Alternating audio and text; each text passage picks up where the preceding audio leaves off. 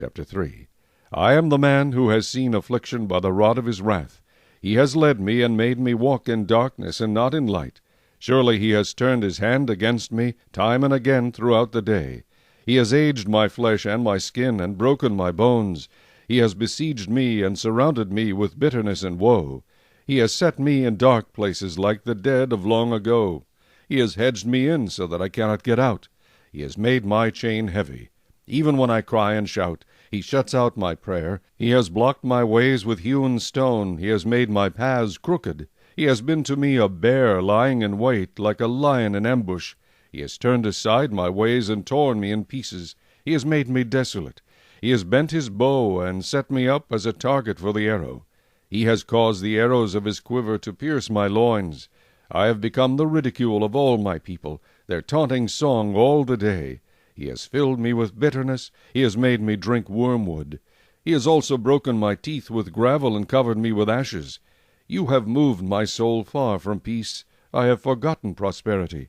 And I said, my strength and my hope have perished from the Lord. Remember my affliction and roaming, the wormwood and the gall. My soul still remembers and sinks within me. This I recall to my mind, therefore I have hope. Through the Lord's mercies we are not consumed, because his compassions fail not. They are new every morning. Great is your faithfulness. The Lord is my portion, says my soul, therefore I hope in him. The Lord is good to those who wait for him, to the soul who seeks him. It is good that one should hope and wait quietly for the salvation of the Lord. It is good for a man to bear the yoke in his youth. Let him sit alone and keep silent, because God has laid it on him. Let him put his mouth in the dust. There may yet be hope. Let him give his cheek to the one who strikes him, and be full of reproach. For the Lord will not cast off forever. Though he causes grief, yet he will show compassion according to the multitude of his mercies. For he does not afflict willingly, nor grieve the children of men.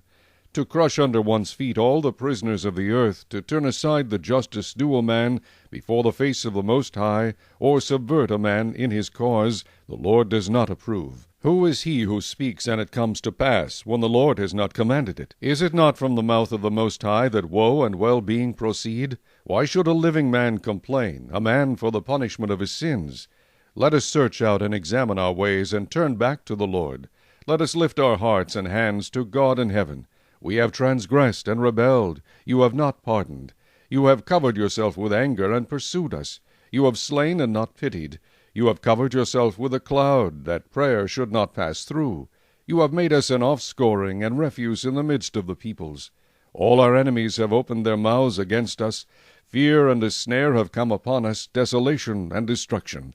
My eyes overflow with rivers of water for the destruction of the daughter of my people. My eyes flow and do not cease without interruption, till the Lord from heaven looks down and sees. My eyes bring suffering to my soul because of all the daughters of my city. My enemies without cause hunted me down like a bird. They silenced my life in the pit and threw stones at me. The waters flowed over my head. I said, I am cut off. I called on your name, O Lord, from the lowest pit. You have heard my voice. Do not hide your ear from my sighing, from my crying for help. You drew near on the day I called you, and said, do not fear. O Lord, you have pleaded the case for my soul. You have redeemed my life. O Lord, you have seen how I am wronged. Judge my case. You have seen all their vengeance, all their schemes against me. You have heard their reproach, O Lord, all their schemes against me, the lips of my enemies, and their whispering against me all the day. Look at their sitting down and their rising up. I am their taunting song. Repay them, O Lord, according to the work of their hands. Give them a veiled heart. Your curse be upon them. In your anger pursue and destroy them from under the heavens of the Lord.